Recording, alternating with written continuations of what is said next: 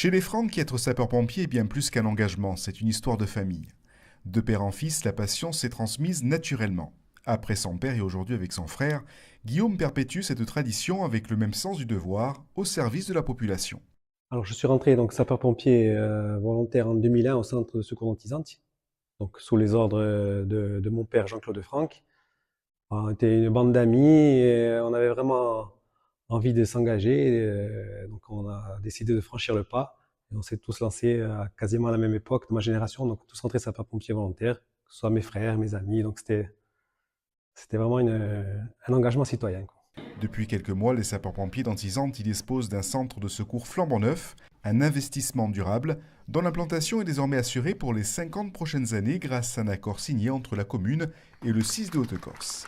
Oui, comme vous pouvez le voir, donc une caserne flambant neuve qu'on a inaugurée à la Sainte-Barbe. Donc nous remercions une nouvelle fois donc, le 6 de Haute-Corse pour l'effort consenti et on voit que la volonté aujourd'hui est de pérenniser le rural. Donc à travers donc, cette rénovation, une caserne qui va nous permettre de pouvoir travailler dans d'excellentes conditions, de relancer une dynamique, une motivation et j'espère de susciter de nouvelles vocations dans notre ancien canton. Chaque jour, 4 sapeurs-pompiers assurent la garde opérationnelle, prêts à intervenir à tout moment. Mais derrière cette disponibilité permanente se cache une force indispensable, le volontariat. Donc le secteur d'intervention représente l'ancien canton de Vetzagne, donc il y a Rospillagne, les communes de Vetzagne, de Pietroz, Antisante, et la partie basse d'Antisante, il y a le hameau de Pourritzone. On couvre à peu près 1200, 1200, 1300 habitants. Ben, comme partout en France, je dirais, la majorité du secours à personne.